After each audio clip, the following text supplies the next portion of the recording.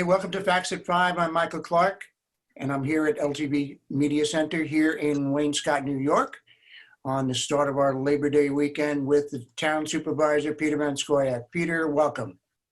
Thank you, Michael. It's great to be back. It's good to have you. And we're off to what they're saying is going to be a gorgeous weekend. So we should be hitting the ground running, as they say. And what do you think what are the big things for this weekend, Peter? What's going on in terms of just the beaches and all of the different Labor Day festivities? So the beaches will continue to operate as they have for most of the summer. We're going to continue to guard the beaches and extend the season a little bit because school is delayed in opening this year. Right. Additional week, we thought it was prudent to make sure that the ocean beaches are guarded right through the Sunday the 13th because kids will be out and about, and we don't want to have any more tragedies this summer. Sadly, about 2.5 weeks ago, we did have a drowning of a young man swimming at an unguarded beach. So, it's really important to reiterate that the conditions can change in the ocean. Even on a seemingly calm day, we can get rip currents. And to that end, we've also boosted our posts on social media about the dangers of rip currents and what to do if you get caught in one. But the weather does look like it's going to be really wonderful right through the week, right up to Tuesday, which, traditionally has been called Tumbleweed Tuesday. I think this year, Tumbleweed Tuesday is canceled because of COVID pandemic. We're going to have we're not going back home Wednesday, immediately following the traditional, Tuesday. So I think we'll see a lot more people here through September, October, and, even into the winter time, from what I'm hearing anecdotally and from those who are using their second homes. They're planning on staying here for a while. I could tell you, Peter, I don't know if it's just better exposure or whatever, but the lifeguards have been doing a fantastic job this year. At least they've been getting more press about the job. Maybe they do that every year and they're just getting more press on it. But wow, they're really out there and taking care of things. Plus the additional things that they were given to do during the pandemic, like so many of us. Their job is a little bit different as well. Absolutely. We have, in rec staff as well, we have beach ambassadors reminding people about social distancing and wearing masks and, just being safe. And that's gone really well. And I think it's really a credit to our recreation department, Director John Rooney and Councilman Lease really spent a lot of time working on that. Initially I worked on the county-wide plan for beach reopenings.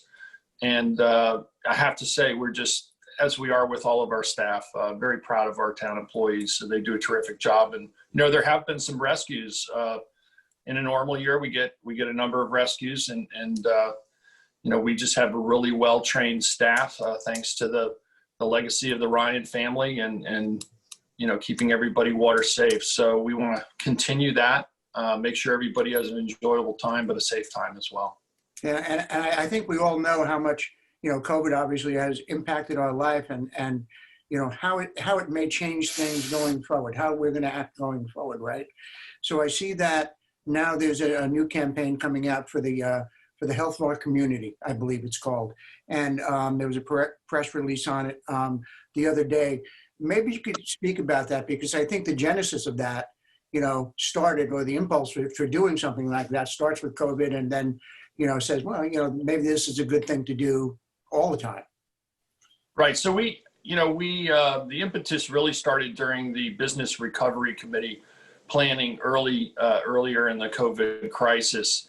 And we wanted to make sure that we were getting the best information out as broadly as possible.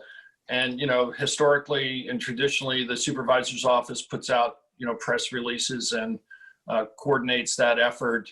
Obviously, with so many things going on and changing, we felt it was important to continue to broaden our outreach.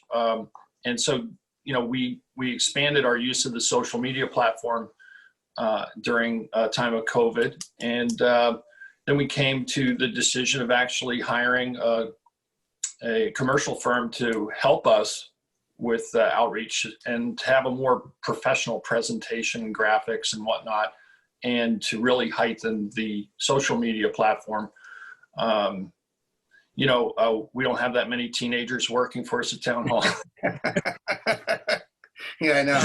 And so we thought that others could bring a level of familiarity and expertise in social media that some of us of a certain generation just don't have. Even though, I am on Facebook to some degree, to get out on Instagram and Twitter and whatnot. And also, how much bandwidth do we really have to deal with that? We don't have any dedicated personnel in Town Hall. And, frankly, it's to the point now where there's so many things going on that are truly important. We need to get that information out. One of the initiatives that we're really pushing right now is to get everybody signed up for the census, to complete the census, because it's so critically important to our funding and our representation in Congress. So East Hampton, sadly, is running about 30%. Right. Nationally, it's something over 60%, and we only have until October. So we're really pushing the month of September. We need everybody to complete their census form. And it's anybody who's actually lives here, regardless of immigration status. If you're here, we want you to, and it is confidential, we want you to fill out the census, because it means it'll be millions of dollars in federal funding, eligibility for grants based on population size. It's really critically important. So we're putting a lot of effort into that. We're doing a town-wide mailing in both English and Spanish, as well as boosting posts on social media. So that's really important. And again, we've boosted posts for, rip currents and whatnot. So it's all part of our effort to really engage the public, keep the public informed as to what town government's doing. And I think it's well worth the effort. In terms of the census, Jeff Bracken gave us a call just the other day, about, if we could up, talking about it, PSAs, whatever, on LTV, which we did. We were running them, but we almost doubled what we were doing just to try to get people involved and understand why it's so important. So right. That is part of our effort as well. With across all media platforms, we'll be doing PSAs on radio as well. And we appreciate you, amplifying that message. It's so important. When's the last day for that, Peter? Do you know? Well, to have it completed this month. I forget which day in October it is. I don't know if it's the 1st or the 15th off the top of my head, but you really need to get it done in September. Yeah. The month to get it done. And it's very simple to do, and you can just do it by going to my2020census.gov. Okay. Census.gov, and if you guys could put that up on your crawler, and it's very simple. It takes less than 10 minutes to do for most people. Critical that we get everybody counted. Yep, absolutely. And I was over in Amagansett recently, Record Store Day, in fact, trying to bulk up the old collection over it from in a sleeve. And I noticed that part of the parking lot where they got the new lights in, and then right after that, I saw the press release come out about solar lights, and I thought, what a great thing. How have we not even thought about that before? How's that going? Oh, well, we actually have thought about it, and this is the first opportunity with the project that we've been able to incorporate it. There you go. And I think you'll be seeing that a lot more with any future town projects. We've also done LED lighting switchovers, but this is our first completely solar powered street lighting.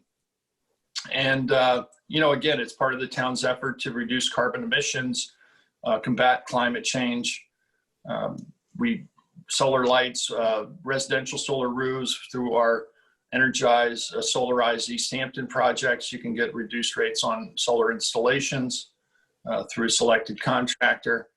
And, our effort to encourage and help facilitate offshore wind. So we've been working for the last 2 years on agreements with Ørsted Deepwater Wind over host community benefits for the town, for the easements that We're working on granting to Orsted. The language of those agreements is being finalized as we speak, and I expect we'll reach a conclusion very shortly on that language and be able to move forward.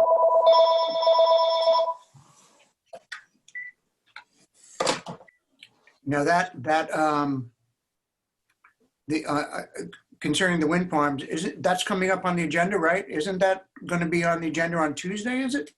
That's my expectation. The language of the host community benefits has been agreed to and completed, and we want to be able to present that to the public and have public discussion about the specifics of that, and also the easement language. This would allow for Deepwater Orsted to land the transmission cable in Wayne-Scott and place it within the roadway to the LIRR right-of-way, about 2.5 miles on town roadways, about 2 miles on the railroad right-of-way to get to the substation at Cove Hollow Road. So we're very close. Again, I think this will be a great project. It advances the town's 100% renewable energy goals, and coupled with CCA, will help broaden the demand for renewable energies within New York and within the South Fork. So we're very excited about it. I think the public has overwhelmingly supported this project. There is obviously opposition that you find with any project proposed, whether it be a hospital emergency room or ball field relocation or whatever. Yeah. Or everybody wants self coverage, but nobody wants the towers. So yeah, that's where we are. I think we're very close. I'm excited about it. We've spent an awful lot of time researching this, and I just want to make it clear that the easements granted and host community benefits are contingent upon Orsted successfully completing their Public Service Commission Article 7 review and certifications. So nothing gets actually granted or put into place without successful completion of all environmental review and certification by other entities. Tie up all the loose ends. Well, we have about a minute left here, Peter. What else is hot on your mind here before you get into your bathing suit for the weekend? As if that really happened, but Well, that's a worthy goal to, I think, move towards, aspire to. But I just want to say that we'll also be ramping up our public outreach about septic rebates and upgrades of septics. And I think it's more important now than ever before, given that many houses that were just used seasonally are likely to be used many more months of the year. And the amount of nitrogen pollution potentially increases quite a bit because of that. The town has an amazing program that will help you upgrade your system at a very little cost. And this is something that really protects our groundwater as well as our surface waters, our bays, creeks, and harbors, which are impacted by high nitrogen loading, creating algal blooms. This affects everything in the web of life in our waters. So it's really important. I'm really pleased to see there's been a real uptick, and this program is really gaining momentum. And East Hampton's really led the way. Suffolk County Legislature is now considering legislation that the town passed some time back requiring low nitrogen septics for all new construction and substantial reconstruction. So the legislature is voting on that. The health department has recommended unanimously that the legislature approve that. That would mean countywide people would have to install these systems for new construction or significant reconstruction. So again, most of the costs are covered by town and county rebates. The process is really quite seamless, and we'll be amplifying and our messaging around that, including video links to show just how simple it is and give information about how to do it. That's great. Well, we'll keep an eye out for that, Peter, and have yourself a safe weekend, a happy weekend. Enjoy your family, and we'll see you again the same time next week, huh? Thanks so much, Michael. You too. Everybody stay safe and have a good time this weekend. Thank you. Take care.